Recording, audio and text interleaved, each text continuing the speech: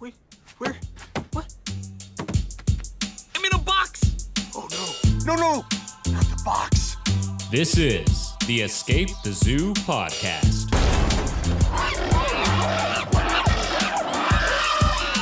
With your host, Daniel Clark. Hello, everyone. Welcome back to the Escape the Zoo podcast, where we talk everything wildlife.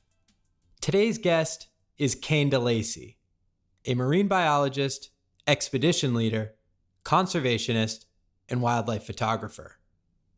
We chat about swimming with sperm, humpback, and pilot whales, the mysteries of whale communication, photographing bobcats in Colorado, and much, much more.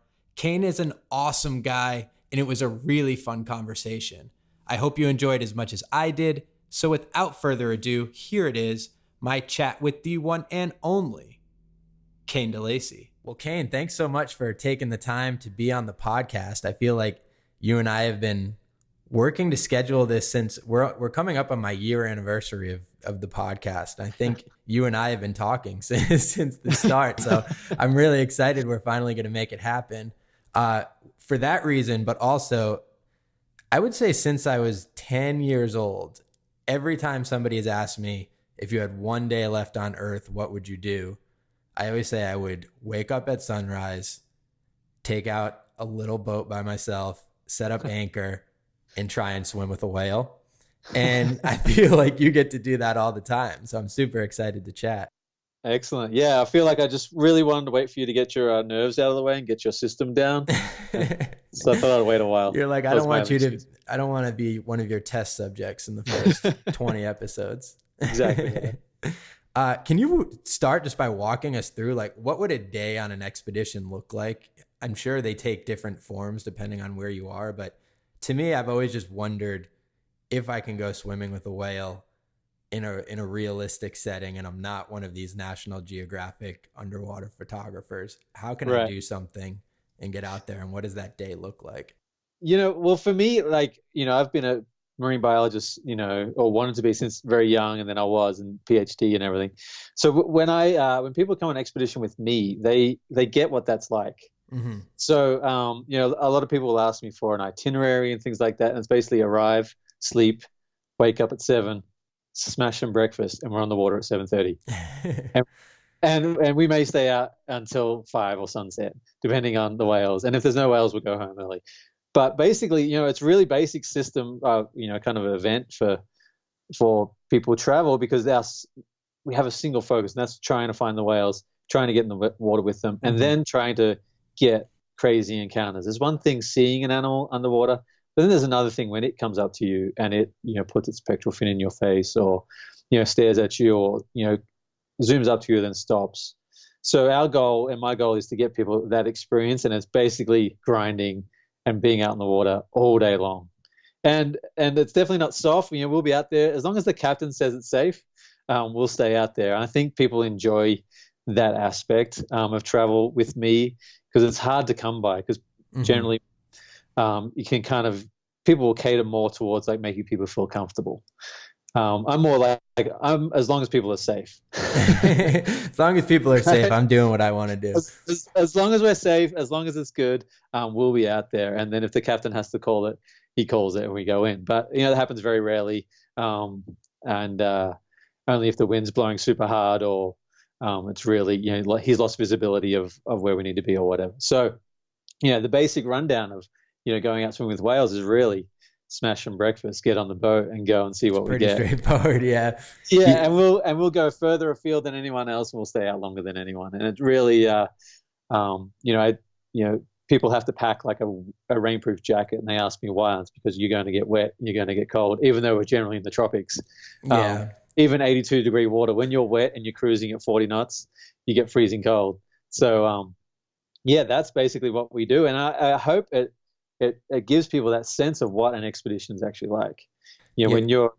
I was going to say, you ever get that person who just doesn't know what they're getting themselves into and is just not a trooper during these experiences, and they're like, Caine, I want to go in, and you're like, no chance. We don't want people to hate it. No, I know. I'm just kidding. But we do get people who are surprised by the physical exertion it required. And I tell people you got to manage your own physical limits. I can't manage everyone's physical limits. And if you don't want to get in on a swim, I say don't get in. Just sit on the boat, recover, recuperate, and get in on the next one.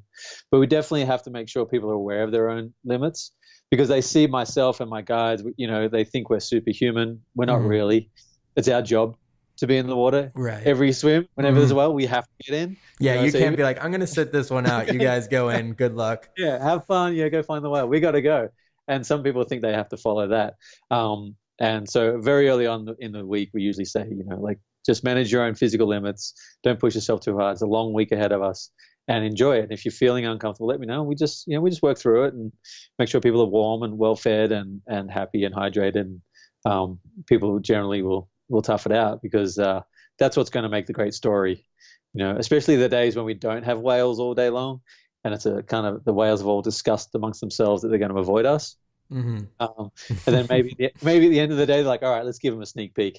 And so, when fun happens, like it creates great stories for people. They were cold, they were wet, kind of getting miserable. Then all of a sudden they have like an hour encounter with 3 humpback whales, and it blew their mind. Yeah. It almost makes it more special at a certain point, when you're like, if you had just gone out on the boat and at 8 a.m. you see a pod of whales and you swim with them all day, that's an amazing experience. But if you're grinding it out there 2-3 days, you're not finding anything, and then at the last moment there's like this glimmer of hope and you get to spend 30 seconds with one of them, it almost makes that just feel so much more special and unique. Exactly. Although it's probably hard to sell people on in the moment. Well, it depends on the species too. Like humpback whales in French Polynesia and other places where you can see them, you could kind of see them almost every day. Like it's all but guaranteed that you'll see them like every day, just because they're there, they're resting and they're chilling out, and they're going to be around. There's a lot of them. But sperm whales, for example, it doesn't matter where you go. You could go to Dominica, where it's the best place in the world to see them, and get skunked. I've never been skunked there, but in 10 years, my local guide, he's probably had a handful of trips, not see whales. But even then, you still might go like 2 or 3 days without seeing them. So it is kind of like that. It is that waiting game, and it is that kind of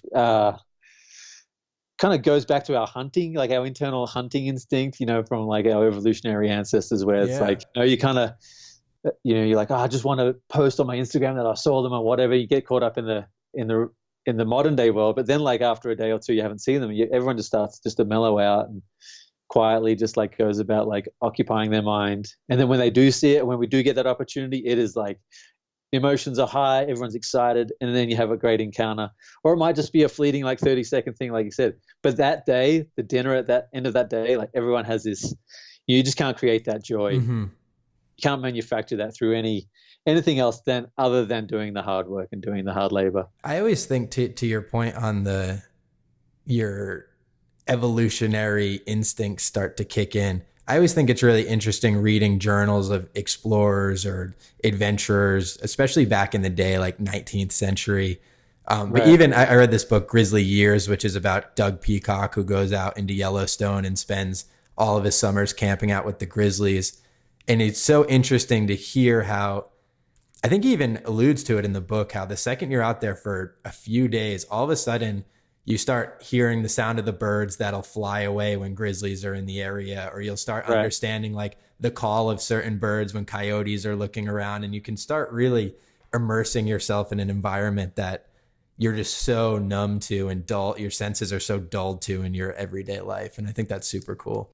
Yeah. And people, like if my Instagram was like realistic in terms of like how long it takes to get a photo of, especially like a sperm whale and things like that, and other things, like if it was realistic, it'd be like days and days of just like a blue water horizon, yeah. Trying to find the spouts of water. Yeah, for some of the harder things to find.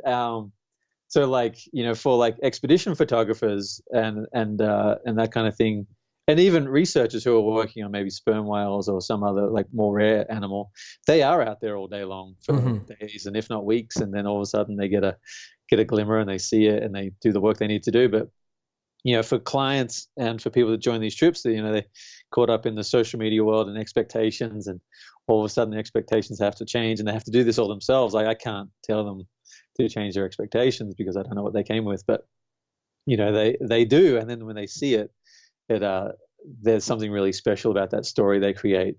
And that's what they take home, like maybe they do an Instagram post or social media pictures, but in their mind and in their soul, they've got this whole story behind it and the people they were with.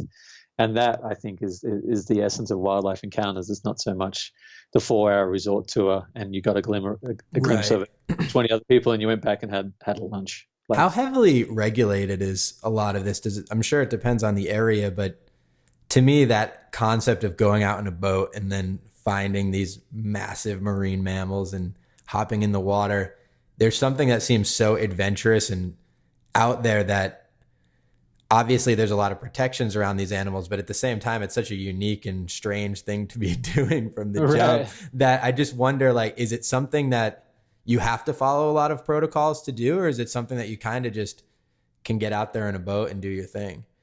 No, I mean, every different country will create their own kind of laws and boundaries around it, but they do generally follow international standards, most of them, as a guideline. Like approaching humpbacks, you can't have your boat closer than 100 meters, that sort of thing. You can't drive around in front of them. So that every country will kind of have sort of their own implementation of that. Then they'll have their own licensing system for the boats. They'll have like number of people in the water or et cetera, and they kind of mess with them how they feel and negotiate amongst all the stakeholders what people feel is okay, what they want. So there's certainly no like just jump in a boat and go do it. Did it ever used to be like that? I think generally probably, yeah, right. Yeah. Well, I guess back in the day there's a certain point, but I'm just saying, like, in your career, has that gotten heavily more regulated, or has it kind of been straight as an arrow the whole time? It's been pretty much standard, but for example, in federal waters of the United States, you cannot swim with a cetacean. You just cannot, unless you're under a government research permit. So like Hawaii has humpback whales. They come down from the northern hemisphere, from the Arctic, but you can't get in the water with them. That's just interesting. That's the federal regulation, and it's totally illegal unless you have like a NFMS permit or something to go research them and etc. But then other countries aren't as strict, and obviously like somewhere like French Polynesia or Tonga, they don't have the the GDP that America has. So like it's a lot of GDP is done out of tourism, because they don't have corn and wheat fields, everything to buoy up the economy. They have tourism. So they have to kind of exploit these resources, and when done correctly, it's totally fine. And countries that don't, may just be getting on the scene, they if done right, they will jump on board with what's been done and go with the blueprint that's already there and try and manage that resource correctly.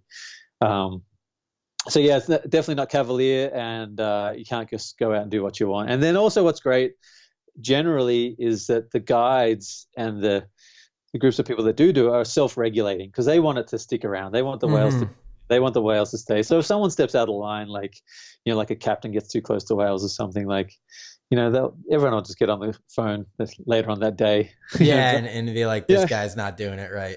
Or they'll call the guy and be like, hey man, what was that deal? What was the deal with what you did there? And they're like, no, I'm sorry. Like, step back in line. Okay. So it's good when these things can be self-regulating and everyone's friendly and everyone tries to work together and protect the resource they have. And and it is such like an extreme thing that I feel like most of the people who have the desire to do that are typically the incredibly passionate people about what's going on. So there is that self-regulatory mechanism around it. But I remember even when I was in Hawaii, they were saying that they had this big lawsuit going on because people were kind of taking their boats way too close to the spinner dolphins that are all around there. So I feel like with whales, it's like a little bit different in the sense that I think it takes a little bit of a little more courage to get in the water with something that big. Like even though it's not going to necessarily hurt you. Well, I guess it could, but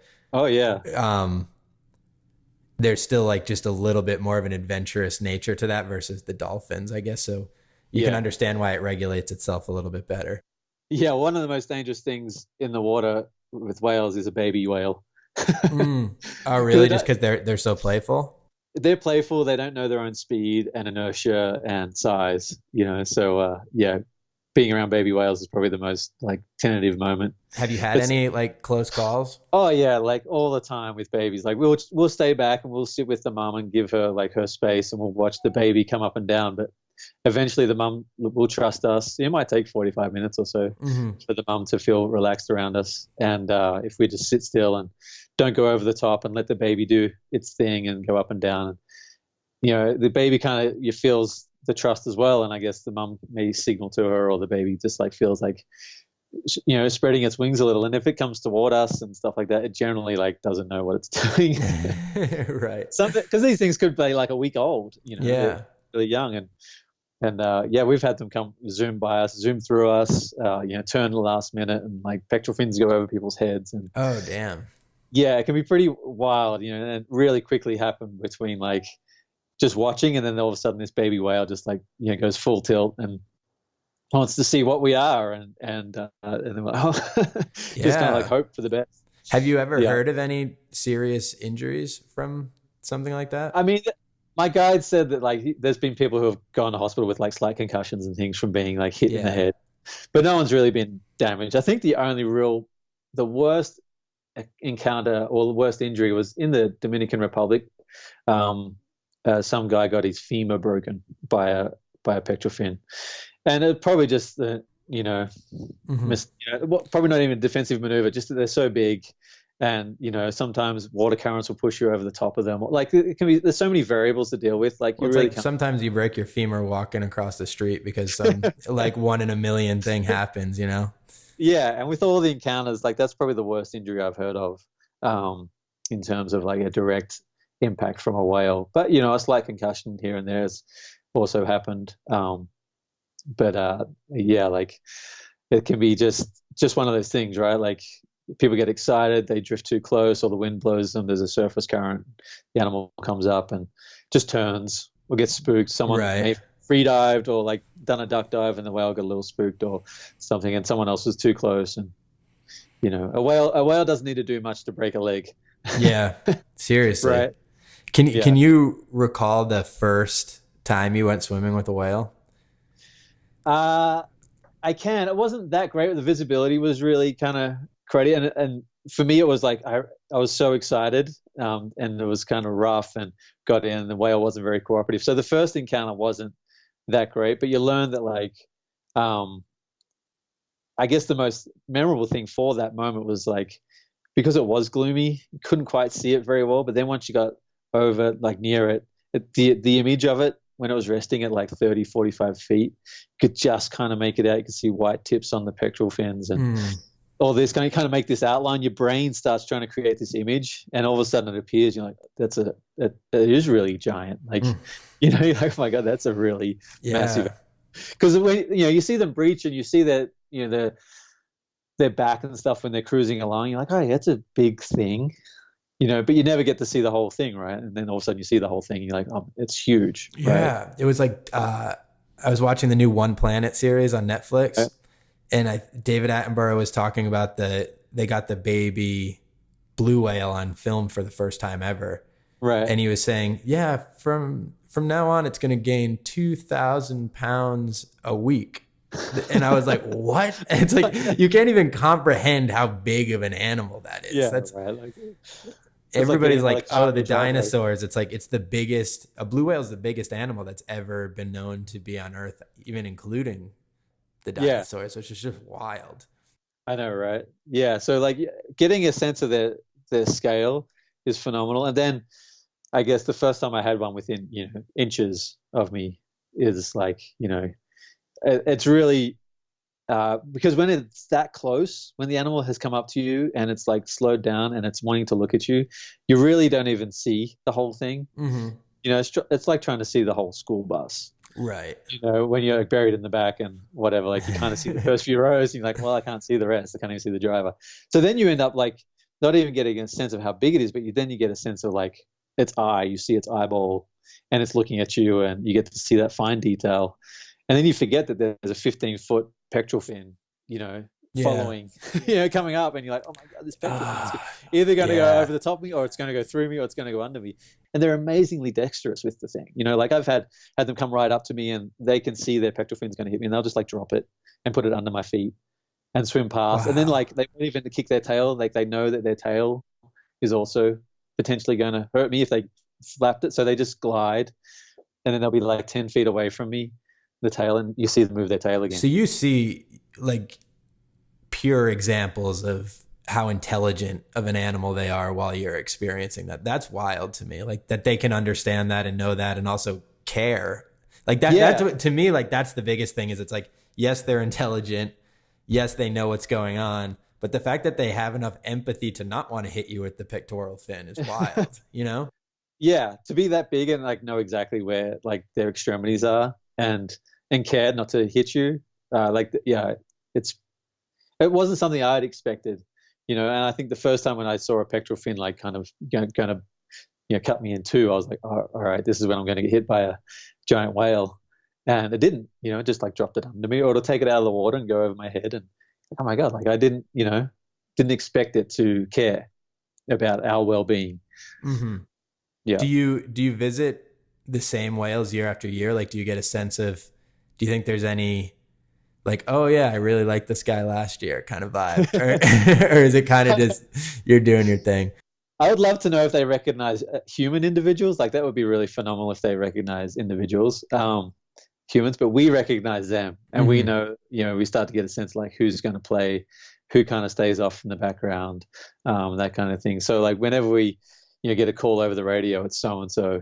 Like, all right, like let's go and see that whale, and we're like, let us know when you're done so we can come check it out, and we'll go over and see it. And sure I guess enough, they probably would if you weren't always wearing like masks and stuff. I think that's what makes it hard for them to distinguish who's who. Yeah, we're all in black fins, and we're all got black masks and snorkels on, so they're probably not going to figure it out. But you never know; they might, right? They might detect other parts of us. They might figure out our swimming or behaviors, or I don't know. They're probably way smarter than us.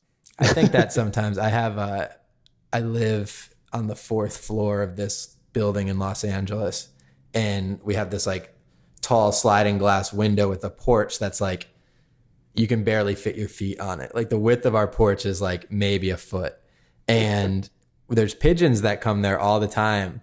And sometimes I just find myself like opening the blinds and I'll recognize individuals, and I try and like just stay behind the glass and be like, I wonder if he recognizes that he sees me every day. Right. Yeah, I guess that's probably alluding a little too much to what's going on in my brain on a day-to-day basis. But is there a huge difference in kind of what the expected interaction is depending upon the species of whale? And like, do you go in with like a different behavior yourself to try and start to begin to interact with them? Yeah, for sure. Even as far as the boat, how the boat interacts with the animals.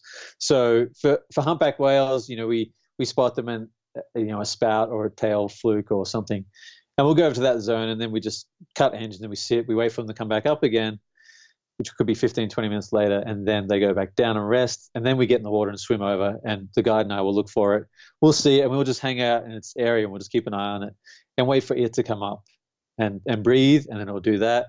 Generally goes back down again to the same spot, and we just kind of hang out. Mm-hmm. And eventually, if we're all calm and we stay as a pretty tight group and we don't swim over the top of it, and everyone just stays together and pretty chill, the whale will dictate like that kind of encounter. And then eventually it's like, oh, I just want to go check these guys out. And it will come up to us and, point its head towards us and come right up to us all. And, you can feel everyone's energy in the water being like, oh my God, this is insane. Yeah. The animal gives you the encounter. And I think that's one of the misnomers that's out there is like, people think you have to chase and go after these animals to encounter them.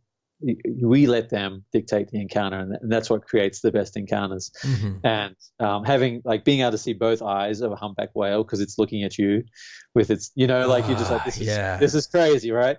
So, and then it'll go back down if it was happy and like we all behaved ourselves, and it'll go back down and rest, and it'll do it again. We might spend an hour and a half with that animal, and then eventually we're like, let's leave this one alone. We'll go back to the boat and let it do its thing because we're either cold or we're just giving it some space.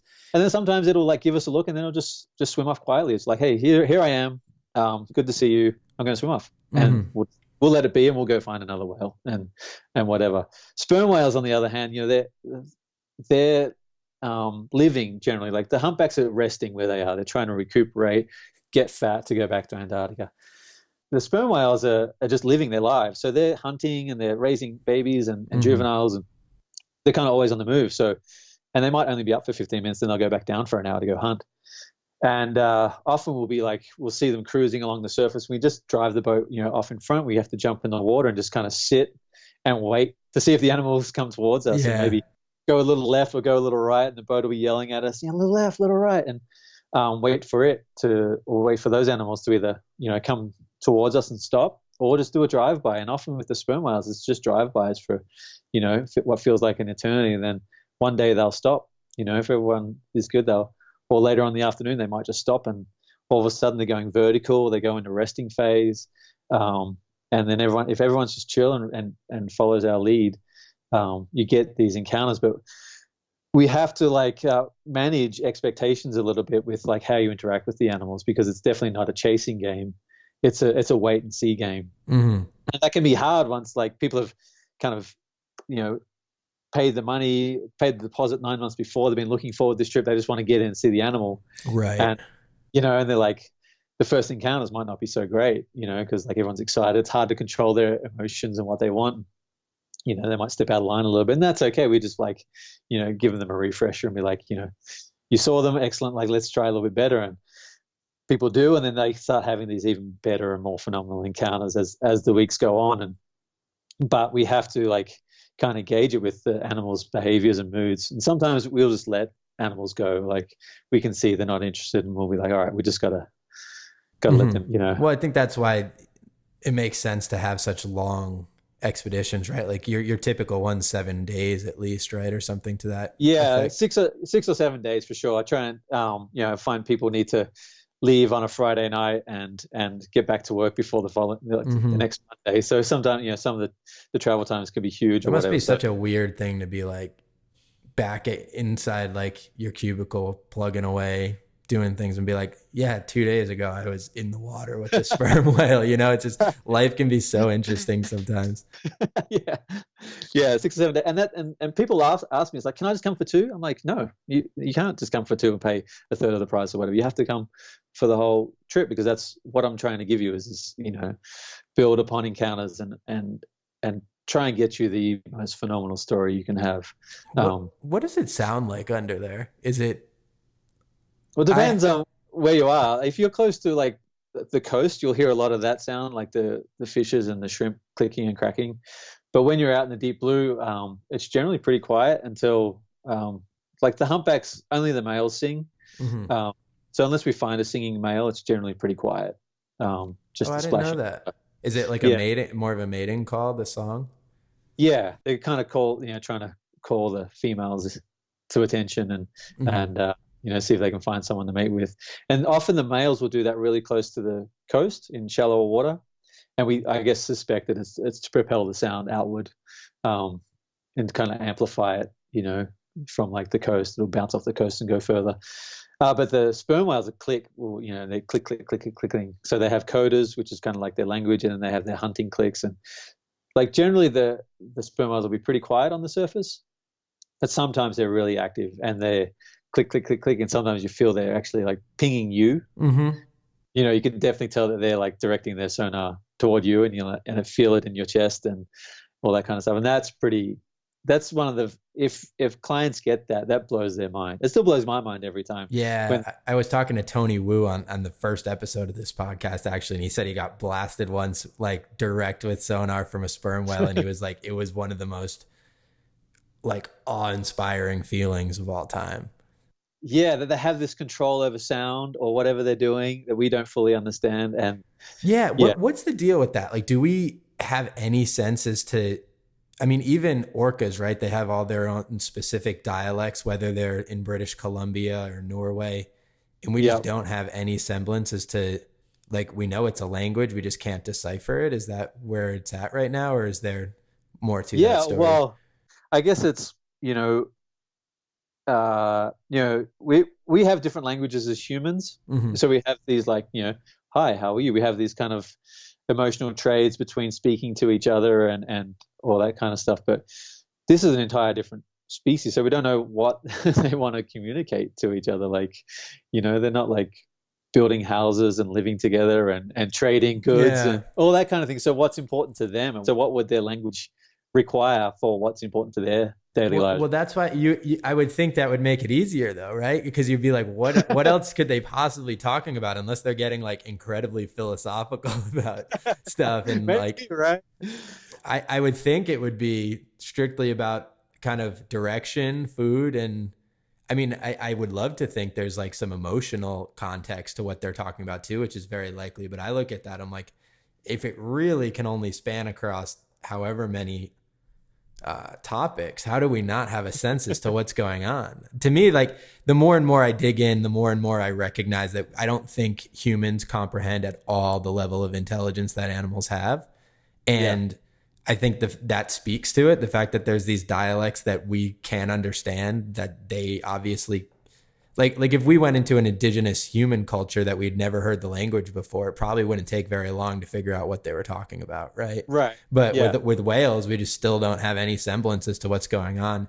I think it's because there's probably like a fourth dimension to all of it, right? There's the sound, but then there's also kind of the communication of the sound and the distance that the sound travels. And there's just so many different levels that could potentially go into deciphering that.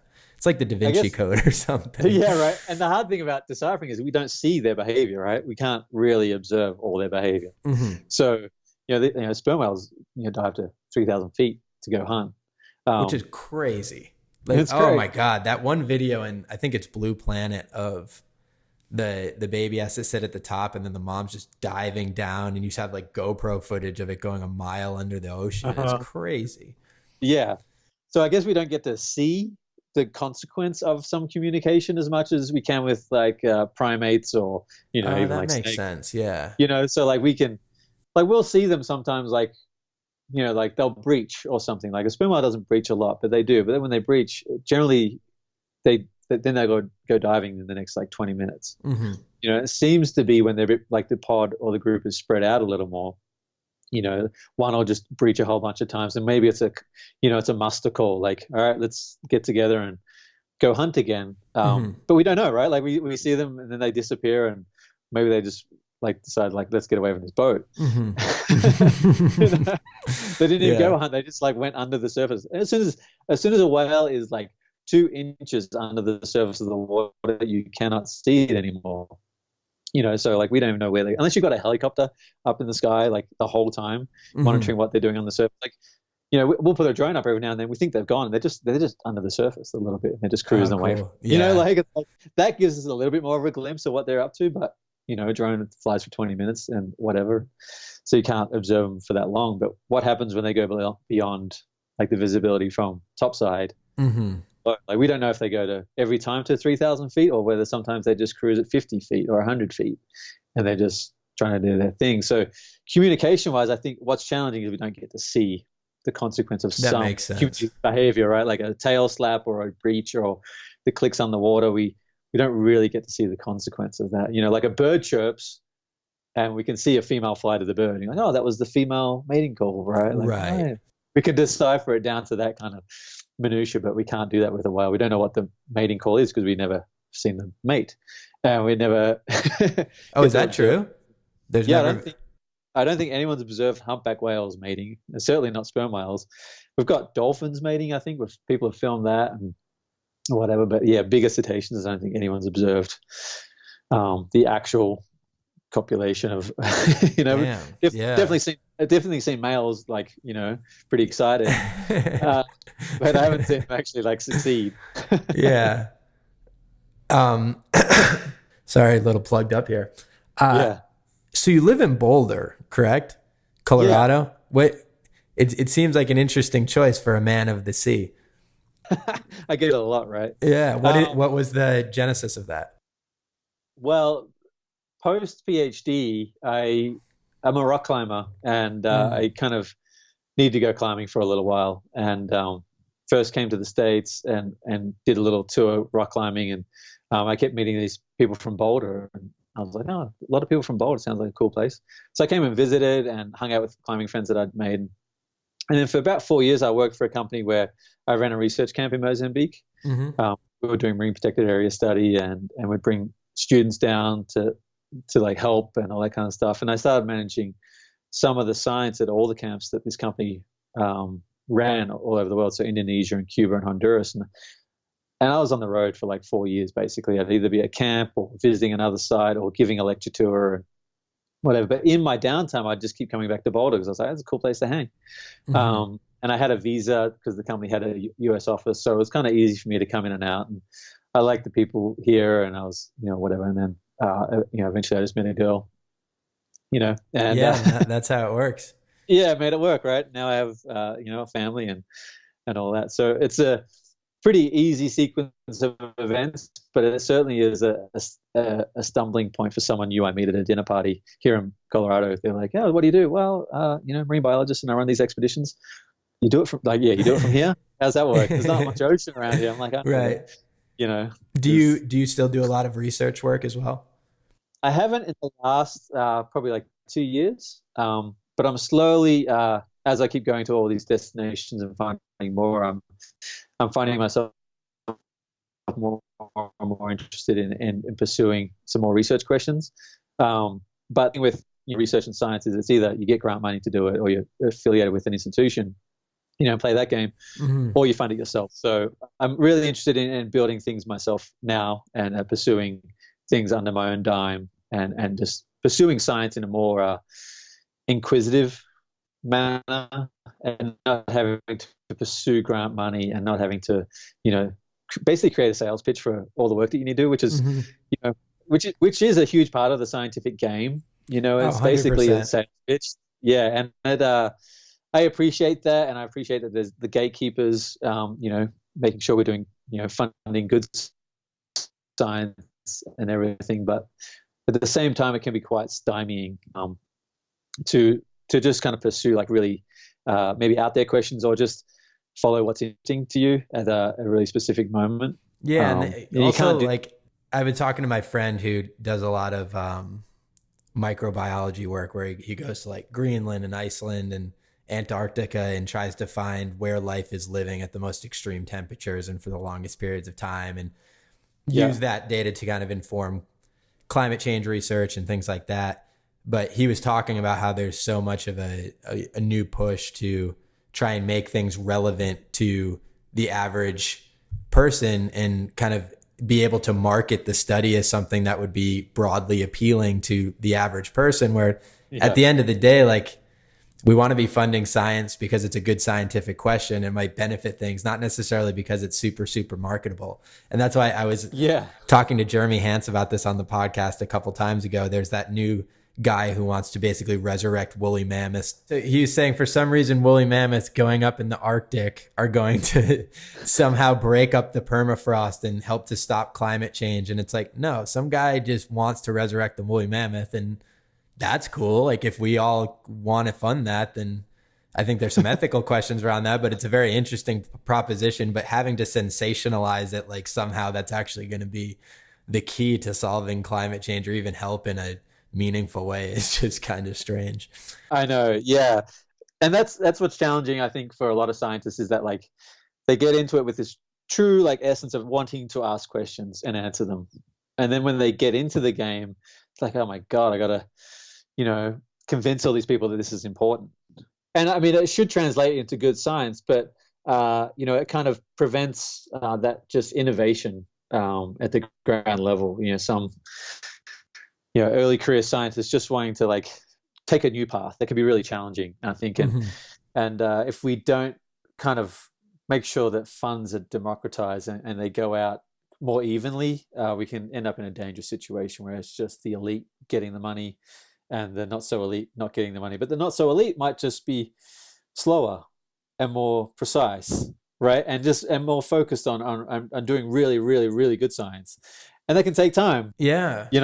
And so like all of a sudden you've got this thing where it's got to be a 3-year project because we've got to be able to fund PhDs and we've just got to like create this factory. But you might have some people are just like really meticulous. Yeah. I also think what that does too is, I mean, like any system, if you're concentrating the money to a certain group of folks, then you're just constantly perpetuating that specific belief system and the things that they think is important to study. And then all of a sudden you get this cycle where there's such a small population who's really dictating the decisions that are made at a government, but that also means the scientific questions that we think are relevant to start to solve, you know? So I don't know. That's a whole different conversation, but it is. You know, I think, you know, to have to sell science as like a popular, you know, tabloidal thing, we shouldn't be doing, and we should be focusing more on just doing science and doing good science. So for me, you know, I like asking and answering questions, and yeah, I hope to be doing a little bit more science on my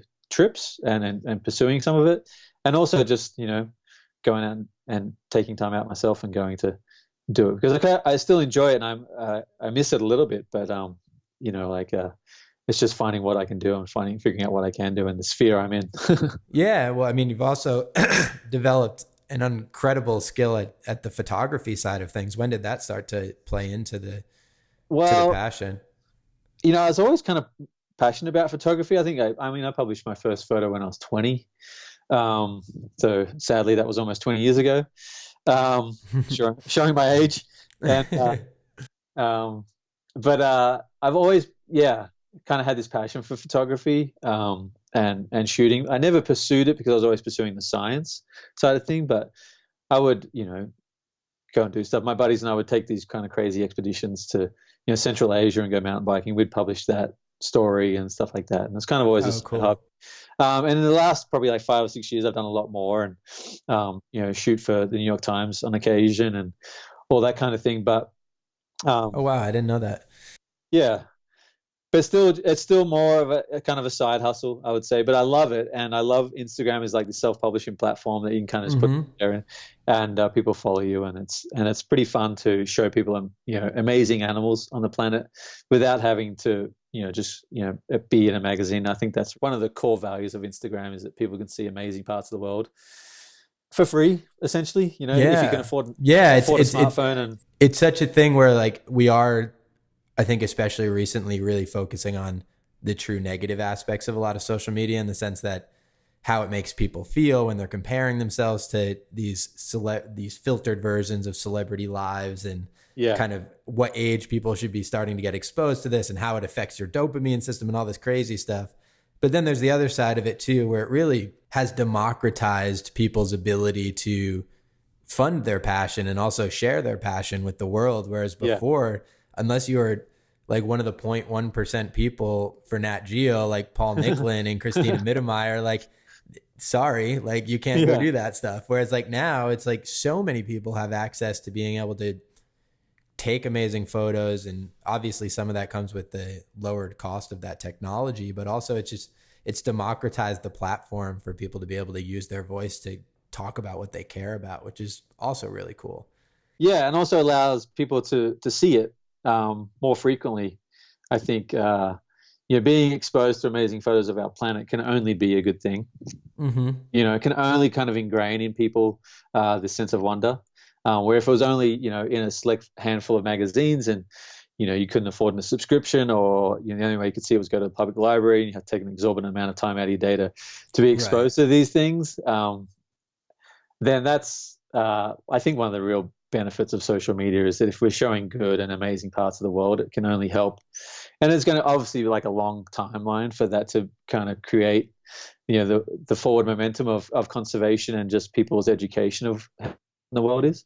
But I feel like we're seeing it already a little bit. I feel like it's much easier to have, you know, especially if you got like 1 million followers or something. But I think like, like the big players have, you know, are like the soapbox or the loudspeaker, but I feel like all the smaller people like myself and a bunch of other people, you know, who are in that lower spectrum of followers, we're feeding into that. We're kind of like, it's part of the machine that can like kind of just contribute to that kind of overall sense of awe. So like, you know, Paul and Christina and all these other people, they might post like once a day, but then like, you know, if someone's following, you know, 5 or 10 of us photographers who are, you know, who do this stuff all the time as well, their feed is more full.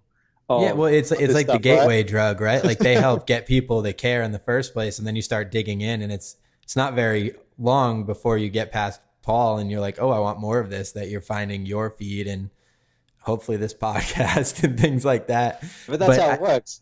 Yeah. And I think ultimately what's really important is there's exactly what you said, which is especially as the world gets more urbanized, it's really important for people to, nobody's going to want to protect something that they don't know about and they don't care about and they don't have that sense of awe and wonder towards. And I think allowing people to connect on a very consistent basis is super, super important. But then there's the other side of that too, which is you also have to shift. A lot of the problems and the pressures on wildlife are very cultural issues, right? Like there's the exotic wildlife trade and there's like poaching and there's obviously climate change and oil exploration and all these things that are culturally and systematically ingrained into the way that we live. And by creating ways for celebrities and to really, any influencer to really start to engage people to take action in certain ways and have those thought leaders that you can trust, that if you sign their petition or you move their movement or you kind of buy into their philosophy or belief system, it's something that was never possible before and could really expedite the change in a lot of these pressures. I think so. And having just kind of learning by diffusion almost, you know, people are just kind of absorbing this information. It's not being so much slammed like in their face nonstop, right. like kind of like militant advocacy can do. It's more, it's like, look at this dead whale. Aren't you sad for what you've been doing? And it's like, I'm just trying to like get through my day. I don't need to be like soaking this in. You know what I mean? I know that not every choice I make is 100% for the planet, but I'm trying. So yeah, we can do a lot with social media. And I think of all the ways we kind of, you know, like you said, like focus on the negative aspects of it a lot, you know, for the environment and for the majesty of the planet. I feel like there's definitely no negative in people seeing just cool animals or cool scenery and beautiful plants and things that they like don't see in their office cubicle. You know, they can just have a flick through Instagram and be like, oh, that is really stunning. And even if and there's none of that makes you feel comparatively bad about like what's going on in your own situation. I've actually like completely stopped social media for the most part. I deleted my Facebook on social media. Well, I basically what I did was I created a dummy Facebook account so that I could still just at least contribute for Escape the Zoo stuff on Facebook. And then my social media is literally the only people I follow are wildlife people because I love looking at wildlife. And I post to social media because it's helpful to like what I'm trying to do into the world. But in terms of like anything that falls outside of those parameters, I've completely cut myself off to because it just was providing zero benefit to my life. Oh yeah, right. And I've also, you know, it's kind of off topic, but I'm just saddened how we talk to each other on it as well. And that's really sad. You know, I've been called names and all that kind of stuff. I'm like, you don't even know me. You know, and especially like, what did they like? Who's calling you a name? Like you taking a photo with that, like you loving the planet. Like what's people's beef with you? Well, you know, like I'll make a comment on someone's feed if they're like, you know, just blatantly have maybe said the wrong thing scientifically or I'm just like, oh, you know, that's kind of incorrect or whatever. And then someone who's like a, you know, diehard follower of that person will like, who are you? Blah. Like, it's just like, all right, well, I'm no one. Sure, you're right. Like, okay. Yeah. Well, that's what's so stupid about all of it is it's like, the second you don't have to interface with somebody when you're saying something, you become numb to the fact that there's actually somebody receiving that on the other end. Yeah. So I get really see, you know, I got some friends who are, you know, have high followings and all that kind of stuff, and they'll do something and they just get slammed, you know, and it's like, well, you know, would you slam that person if you sat across the table from them and had a beer with them and got to know them? No. And also, I don't think people recognize that actually affects people. Like if you're somebody, even with 100,000 followers, you're getting a few thousand comments and everything. People must be like, wow, they're doing their thing. They've really made it. Nothing I could say could actually hurt that person. Mm-hmm. I mean, I listen to so many podcasts with like the top celebrities in the world, Conan O'Brien, Joe Rogan, and like all these guys talk about is like, you could receive 10,000 amazing, wonderful comments. The second you read that one that like there's something ingrained in our wiring that like you just hone in on that and like, I can't believe that person said that to me. And you know what I mean? And you're like, I'm just trying to do good. I'm just trying to do my thing. And there's some guy that feels that passionately negatively about me. It's really hard to, no matter what status you reach, it's really hard to turn that off. Oh, it is. And yeah, even, I will like write a comment on something, just be like, hey, I think XYZ, and this is my history or whatever. Like, if you want to know more, like, let me know. And then I'll delete it. There's a perfect opportunity for me to teach and have a learning moment with someone and just to like expand their mind. But then I'll delete it because someone who follows them and is passionate about them will be like, you're an effing asshole, or you're XYZ. What would you know? They haven't even bothered to go to my link.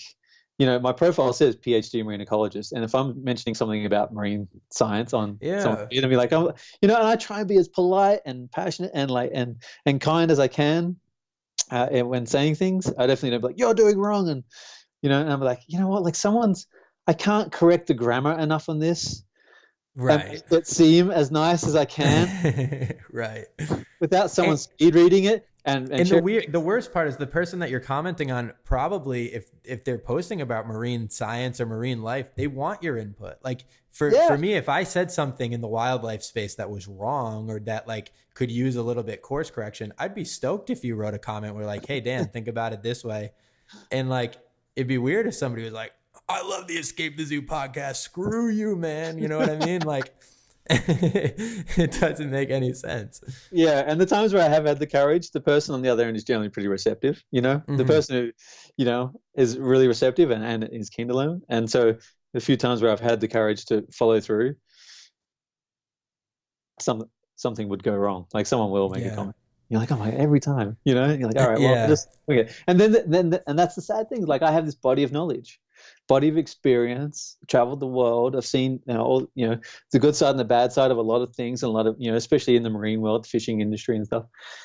And, like there's this body of information in me that I'm happy to help and share and help guide people and like you said, course correct or whatever. And there's a lot of assumptions about things that are incorrect in the world, that, people make that they haven't had the body of experience that I've had.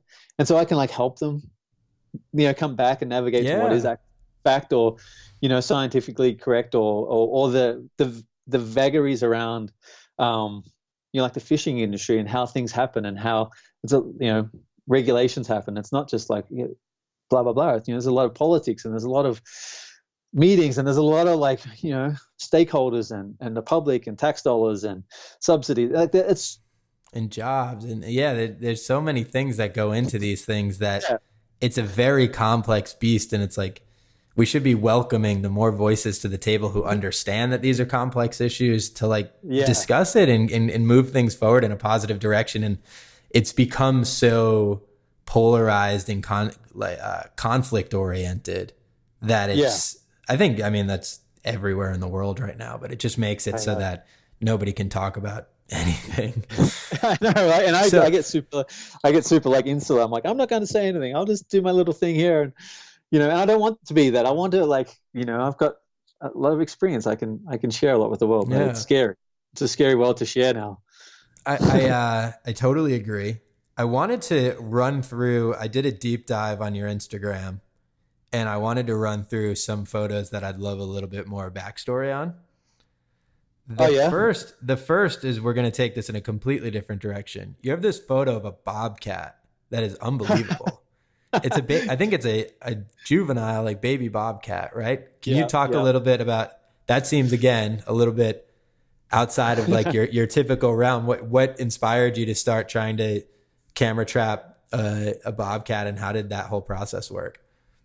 Yeah, it's interesting you picked that one out. And I'm in Colorado, right? So there's not a lot of underwater wildlife. Right. I needed something to do that was close by, challenging, whereby it wasn't just like going to, I've got photos of owls and stuff. They're pretty easy to go photograph, but I wanted something that like I could tinker with and would probably cause me grief, but I have to problem solve. And I love the fact that North America has all these, cats and all this wildlife that we don't have in Australia. And I just needed something to occupy like a challenge for me that requires some tinkering with some electronics and some flashes and like whatever. And the first shot, I think I mentioned it in the caption of that, is like and there's the photo, if you swipe left on it or something, you'll see like a head cut. And I got that on the second night trying. I was like, oh, really? This is easy. Yeah. And so the next night I was like, all right, I'll just adjust it again. And because I went out for weeks, like walking all the hiking trails around, like looking for scat and footprints in the mud and all that kind of stuff. And I've some groups of cats were, I was like, all right, it's always walking past on this hiking trail. I was like, all right, well, there's a public hiking trail. So I had to like go up at like 8 o'clock at night when it's dark and like just kind of sit around, make sure no one else is on the trail and put it out and go get it first thing in the morning, like get up at 5 a.m. and go get it before sunrise, before some early hiker would go out. And because if they trip the beam, the flashes go off and they'll, someone would see it and they'd kick it or steal it, right? And so I was like, and then I was like, oh God, I got it, but I cut its head off. Like I just had the camera in the wrong position, or the beam not in the right position and triggered too late. So the next night I put it out, I come back, it was stolen. It was gone. My whole system gone. DSLR, strobes, like all the electronics to go with it. Someone took it, and probably some homeless guy. Or someone down there like who would, that trail is often used for a lot of the homeless community in this town. And I was like, well, you know what, like if they sold it, got some money, so be it, right? Like maybe they made a buck, maybe they got fed for a while or whatever. And like, sure. But I would have loved to see the reaction for sure of like someone. Yeah, somebody just stumbling upon a couple thousand. So I was kind of annoyed, but then I was like, you know what, like people, the homeless community here, they're down on like I would never want to be in that position. So like it's also very tough. I mean, it's tough regardless, but in Colorado particularly, like it's a very Buddhist way of thinking about it because obviously that sucks. But I also think in perspective, losing a DSLR compared to like the way that you might have helped that guy out it makes sense. And I wasn't all like, super Buddhist when I discovered it was gone. Yeah. I was like, like the likelihood of this being like, some kid or something, it's probably more, someone down there like who I know like traverses these paths a lot. Yeah. And even further up the mountain, I found like little huts built out of just tree branches and stuff that people obviously go live in. I'm like, all right, well it's. So like it puts it into perspective where you're like, yeah, this sucks, but at the end of the day, I mean, you probably did a little bit of good, and it's a nice position to be in when that's the worst thing that's happening. You know what I mean? Yeah, exactly. I got to go home to a roof over my head. But then back to the story, I was like, well, I have to change my plan of attack, and I obviously can't use the hiking trails anymore because it's just too risky. I can't afford to lose like $1,000 a kit. Every other night. Seriously. Yeah, so I had to change my approach and still be close by, but kind of get off the trails and find out where the animals were kind of living in proximity to the trails. And then my friend Keith Ledzinski, he was just cruising down the reservoir and he saw one just out in the, he was just driving hiking by. Everest right now? Yeah, he's up at Everest right now with Corey Richards.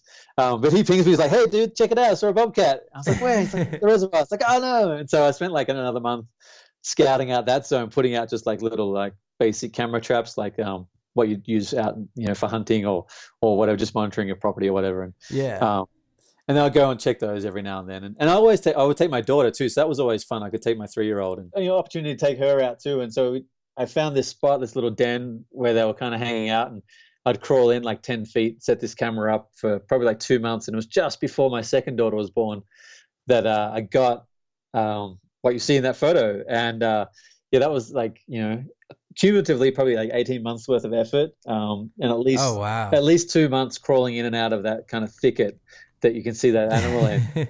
And I'm hoping to get started again soon on some stuff. Going to build a couple more camera traps and kind of spread the effort a bit and get some more traps out there and do more as it's starting to get warm. And what else would you try and get out there? Well, there's the bobcats. I want to get what else do you have? Mountain lions is what I really want to get. Word on the street is there's grizzlies back in Colorado. Do you believe it? I've not seen any. Maybe up in the more northern parts of Colorado. I'm not sure, but I don't see why they wouldn't be here. I don't know so much about the bears, but we have brown bears, or black bears maybe. I think black bears. They're coming to town. Yeah, black bears. They say that there's no grizzlies in Colorado, but there was a guy on Joe Rogan's podcast. I forget the guy's name. Oh yeah, Greenberg. I'll put it in the show notes. yeah. But he was saying that he saw and like swears by the fact that he saw a grizzly bear in Colorado, which would be the first one recorded in at least 100 years. Wow. I think That would be cool to get. I think they're finally back. It's like wolves. Wolves just got recorded back in California for the first time in 100 years last year, I think. That's awesome. Which is pretty cool. Yeah. Yeah. Yeah, so there are bears, and I'd love to get a mountain lion, and whatever else pops up. But those are like, I like the challenge because it requires a fair bit of scouting and looking for signs of animals and kind of learning the behavior of these animals and their timing. They have pretty big ranges, so sometimes if you put a little camera trap out, you'll get one every like 2 weeks, and then you got to time it with your more complex gear because batteries will die on standby and all that kind of thing. So yeah, unless you got the ability to go out every like third or fourth day to check batteries, which I don't, having a small family, it's got to be pretty it's got to be a lot more strategic, and hopefully like you don't trigger the camera but like the flashes were all dead because the batteries died. So right, yeah, it's just a fun process. I kind of I nerd out on tech stuff a little bit. Not that I'm super electrical oriented, but it's kind of fun to figure it all out. Yeah, it's also like the excitement of opening up a SD card and being like, I have no idea what's on here, but I know that something set it off. Must be super exciting. It is fun. And then you scroll through it and a lot of it's wind. A wind will like move a twig that you didn't know was there. And, and then all of a sudden, yeah, there's a bobcat. I mean, that one that I got where it's looking at the camera, it kind of went back and I probably got 30 frames. Oh, really? Yeah, a lot of. I mean, it's a gorgeous photo. Yeah, I got a lot of its butt, but it didn't seem too perturbed by the strobes going off or the flash guns going off. It was just kind of kept going back and forth, and yeah. So yeah, it's kind of fun. I like that stuff. Well, I'm gonna keep going into these rapid fire questions because I know you're a father with a 1-year-old there, and I think we'll take that hard stop very seriously. Yeah, she's asleep right now, so we're good. Oh, okay, good to know. Because the other photo that I really was interested in learning more about is you have a selfie underwater with what looks like a dozen pilot whales behind you. Can you talk a little bit about what that experience was like and how that all came to be? So that was a really phenomenal day in Moorea in French Polynesia. We had the group. That group was there for the week, and they'd had some good encounters. But then one day, over the radio, it was like, the pilot whales are here, and I'm like, this is crazy. We've been waiting for them for ages, and we went to there's a few boats around, but there was probably 100 or so pilot whales. But also there was a group of like 2 or 3 humpbacks swimming with them. Oh my god! And we basically spent like 8 hours with this whole kind of just marauding amount of biomass in the ocean. And wild. Yeah, we didn't know. You couldn't tell where to point your camera or what to look at or what to shoot. And it was one of those just where everything lines up, right? It's a beautiful sunny day. There's not a breath of wind. The ocean is glass, and then you've got hundreds of animals and tens of thousands of pounds, hundreds of thousands of pounds of biomass swimming around you. And so kind of. I was just like, well, I'm here. Why don't I just turn it around? And I probably free dive down to 20 feet, and these animals are just all around me. And I grabbed a few frames and kept moving on. And I was like, all right, this is one of the 2,000 frames that I shot in the last 8 hours.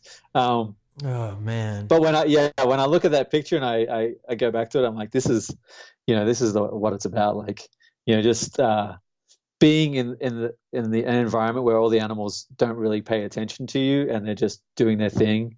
They're cruising around, and some of these animals would come right up to us and swim past us, and they had babies, and there was a lot of people in the water because all the resort boats as well were out, and but probably 8 hours, like these animals had people in the water near them and around them, and the animals didn't care. Like, we actually went back to shore and had lunch and picked up some clients that wanted to take the morning off and took them back out.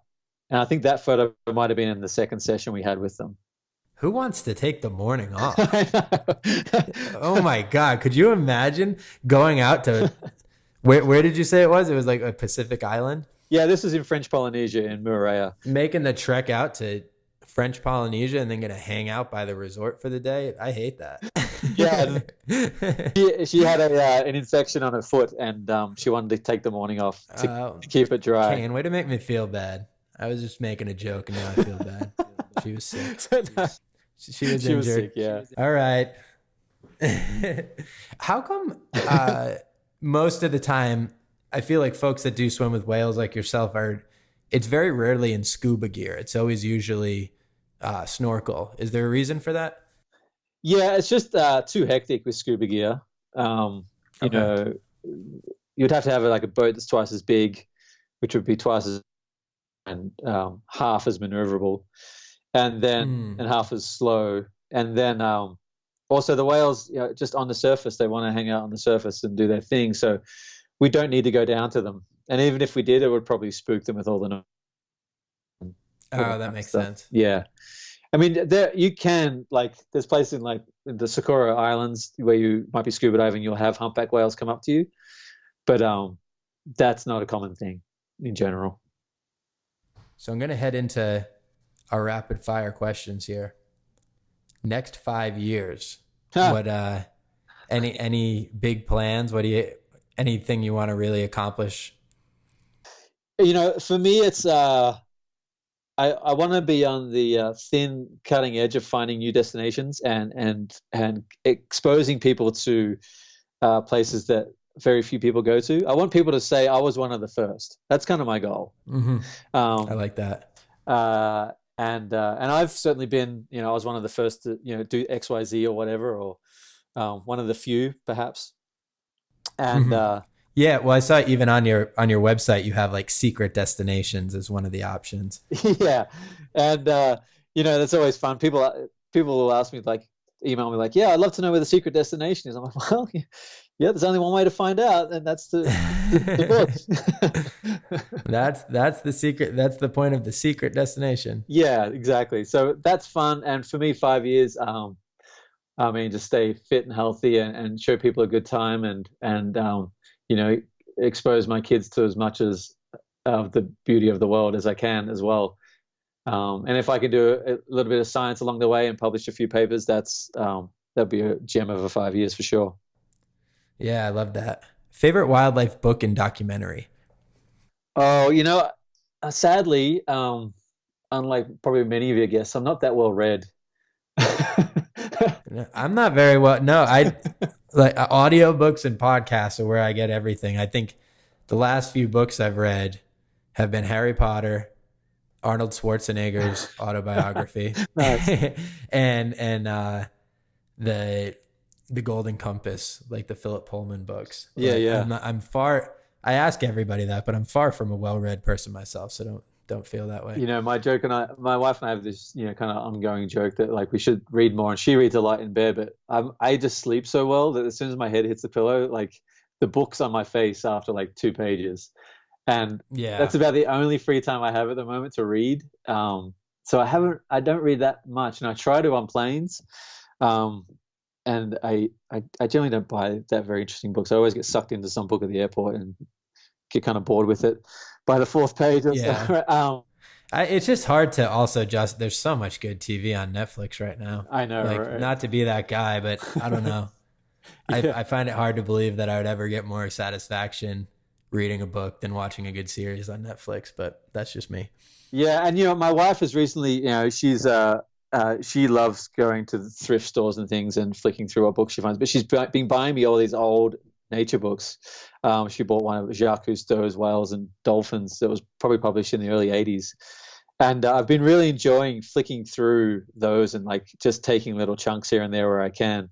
And some of the things that like have mentioned in those books, you know, are now, you know, like Jacques Cousteau was talking about plastic back in the 70s. And so I find that really intriguing that, like, it's taking us 40, 50 years to get to a point where it's hit enough critical mass that it's actually become a popular topic to be advocating for. So that's really, it's almost like it just needs to get to a point where it's so bad that people are like, oh, we can't ignore this any longer. Right, but it was, you know what I mean? And that's what sucks about the whole climate change thing it. is it's like, yeah, people don't want to, like, start addressing climate change until there's a hurricane smashing Florida every 2 days and the wildfires never stop in California. It's like, it just needs to reach that point where we love an underdog story, right? And Yeah. I just don't think you want to be the underdog in the fight for survival of all life, but I could go down a tangent on that Right. front.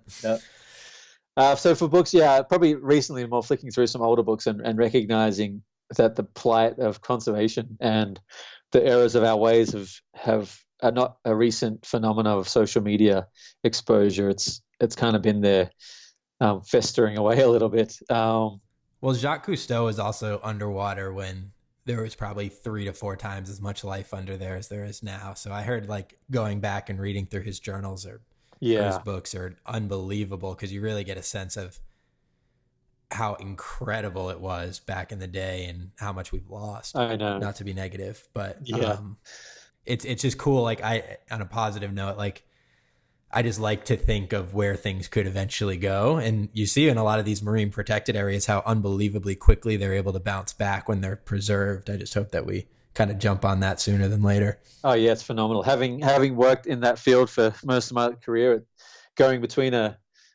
heavily fished reef to a well-established marine protected area, or even a remote reef that people can't reach that frequently, like that gradient, which is part of what I studied mostly, is really, it gives you hope. And I always wish that I could go on a time machine and go back to Jacques Cousteau's days, but then I also hope that, like, we can speed up the future time machine a little bit, and be like, well, maybe before I'm 6 foot under, like, there can be, people's journals will have that information back in it again, Yeah. I love that. That's the optimism I'm clinging on to too. Yeah, for sure. So documentary. I also don't watch a lot of TV, largely because we don't have time with these kids. And we've just renovated the house, so we're in a shambles here, so we don't have a TV up. Wow. Yeah, lately I haven't really watched it, and I just don't have time to jump on the laptop and watch a lot. But I like to believe that if I did watch a lot of TV, I would probably be sucked into the Blue Planet stuff for sure. I mean, just having watched the first one, which was probably 15 years ago, 10 years ago, knowing how good a job they did on that, the more recent one is probably something that I could probably watch 100 times over and never get tired of it. So, those would probably, that kind of realm is obviously where I'm at. And, I wish I could say I was had my finger on the pulse of all those things, but I'm not. No, well, I mean, my recommendation was, if you do get a little bit of time, the new One Planet series is crazy. Yeah. With David Attenborough. Favorite unexpected animal under the sea? Oh, that's a good question. I whenever I get asked something like this, it's always the more recent memory banks. But I got to see false killer whales hunting in Dominica earlier. Whoa. They're wild looking animals. Yeah, so I have seen false killer whales before, but watching them coordinate and hunt a school of tuna and then tear, that was one of the most phenomenal things I've seen in a long time. And you forget that these animals don't have hands. Yeah, right. Right. So they actually coordinate to tear this fish apart. And that was hearing them tear this animal apart underwater. You could hear it, and that was a pretty phenomenal wildlife encounter. Not so much a bizarre species, but that encounter, I think, not often witnessed. Something so visceral, Yeah, that's wild. Yeah, so that was really cool to see. And then other things, I'd say I've seen a lot of stuff, but seeing weird interspecies interactions. I don't know if you got deep enough into my Instagram, but there's a photo where I've got 2 humpback whales, a school of rough-toothed dolphins, where 4 of them are making a cross, and then I've got an oceanic white-tip shark swimming through the frame. Whoa, no, I missed that. Dude, that was the most insane moment. We watched this thing playing out for 20 minutes where the whales were resting and the dolphins were kind of just mingling, and then this oceanic white-tip shark swims into this kind of sphere of life, and the dolphins were making all these patterns and geometric shapes, and then one or two of the dolphins swim down to the shark and kind of had a conversation with it, and then the shark swam off. Kind of Wow. like, it's almost like, hey man, like you're on the wrong side of the tracks, or Yeah, that's so cool. I'll link that in the show notes for people who want to take a look at that. That's wild. Yeah, and then the dolphins would swim down to the whales and scratch their nose on the whale's nose and go back up to playing. And yeah, it was my guides and I still talk about that every trip. We're like, man, that we've got the dolphins and the two whales and the shark. It was, those things are just and that's what we focus on my trips, especially. Not to plug my trips, but like we want. No, I was going to ask you at the end anyway. So plug away. Yeah, what we try and instill in the clients early on is that like it's a patience game, and there are phenomenal things that like I haven't seen and my guides haven't seen that can play out in front of your eyes underwater, and that's why we ask you not to swim after the animals and not to chase them and not to free dive on them. When it's not a right time, we'll allow a little free diving here and there, but it has to be timed well, and the animal have to look like they're receptive to it, and when people like just like appreciate that and appreciate that guidance and follow it, like they get encounters that like they're worthy of scientific notes. They're worthy of like writing down and making a note for a journal and it being like locked away in the archive of, well, not locked away, but put into the archive of human knowledge. Yeah. Like they're so phenomenal. I was thinking of that when you were talking about getting science back into kind of your routine as well. And Tony Wu always describes himself as a photo naturalist, I think is the kind of term that he coined, which is basically, it's not necessarily going out there and doing hardcore scientific method research, but it's going and trying to find these behaviors that you've heard about but haven't been documented, or find something that's never been documented before so that they can kind of, like you said, just been added to the breadth of human knowledge. Yeah, and my guide and I, because my guide Marie, he's a scientist as well, so we want to, like, especially that encounter, we want to just document, because like who'd have thought, right? Who'd have thought you get dolphins making geometric shapes and kind of having conversations with sharks and being very diplomatic, and then just going and rubbing themselves on the whale, which that last one has been obviously well seen and people see that, but seeing it all together in this kind of movie playing out in front of us was pretty wild. And so like for me, like when those things happen, I'm blown away. And then on the flip side, like regarding weird animals to see, like when my wife joins me sometimes on these trips and I get to take my family, my wife's got this uncanny ability to spot things like in the shallows, like just snorkeling around out front of our accommodation or something. And, she'll get out, she'll be like, there's a big red fish here, you should come check it out. I'm like, oh, okay. I can't imagine there being, but sure, I'll come check it out. And sure enough, it's like a stonefish, 10 feet from the shore. Wow. Yeah. And then she'll be like, hey, what are these like skinny things that look like seahorses? I'm like, ghost pipefish or something? Like, I don't know. It's funny looking. I'll go out. Yep, sure enough, it's like ghost pipefish cruising around. And I tend to, I guess I don't have the eye so much for detail, but she's an interior designer, so she has this eye for detail, like and the small stuff. Okay. So she's got the brain power, processing power to kind of filter through seeing the trees through the forest, where I just see the forest. And so she always, I really like it when she's with me on these trips sometimes, because I know she's going to find something really quirky to go look at and photograph. So yeah, that's amazing. That's a good sidekick to have. Yeah, with you. She's awesome like that. Every time it's like, oh, she'll be like, I'm going to snorkel. I'm like, all right, I'm just going to get my camera ready, and you just tell me. Yeah, you tell me where to go, and I'll document it. Come get it. Yeah. If you were to take out a billboard and put it on the side of the highway, busiest highway you could find, that disseminates one message in 10 words or less, what would you put on that billboard? Oh, that's a really good question. It would be, don't eat sushi because it's cool. I like that. enough of it.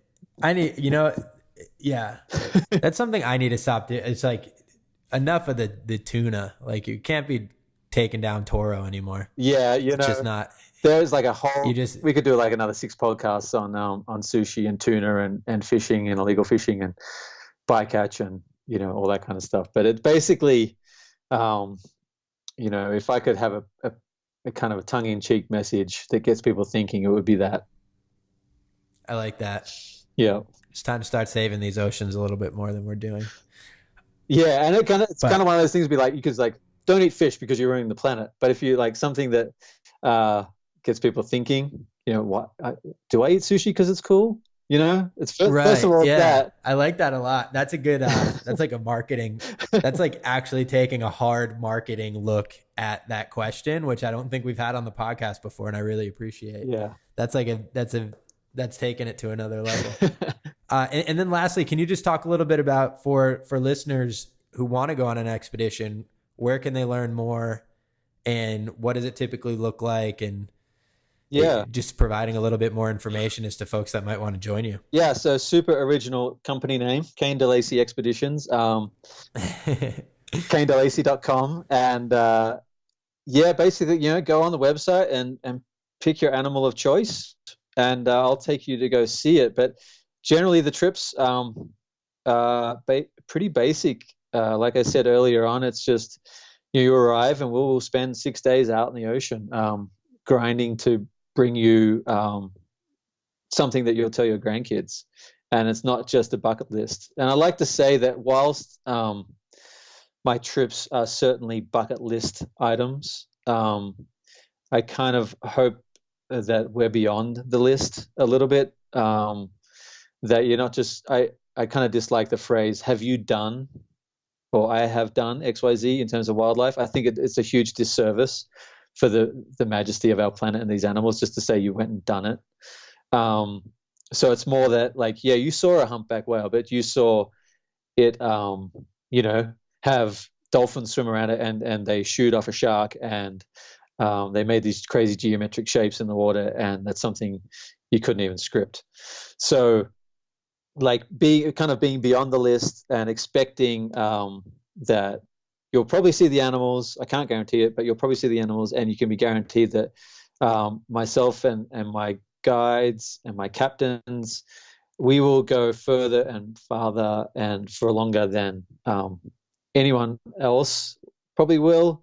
I'm sure there's other people who go do guided trips like mine and grind just as hard. But that would be the selecting criteria for your trips, is hoping that the people who you are wanting to expose you to these animals are going to go really hard, and even having a little bit of enduring in it, having to suffer a little bit can only give you the best story. So what you expect on my trips is, long days, super fun, some mental fortitude to get through the days we don't see the animals, and then hopefully having a great story to tell. Yeah, and I love that. Treating it as an experience and not a checklist is something that really resonates with me. Yeah. And also that all good things, the best things in life always come from the hardest struggles in life, in my opinion. So exactly. I'm a fan, Caine. I'm super excited that we finally made this happen. Me too, mate. Love to stay in touch, and hopefully one day we can be out there in the seas together. But thank you everybody else for listening. As always, super appreciated. And that's about it. So until next time, stay wild. Thank you so much for listening. I honestly cannot express how much I appreciate you taking the time. For all information regarding this episode's guest, social channels, books, how you can support, etc., please check out our show notes. If you enjoyed listening, please subscribe to the podcast.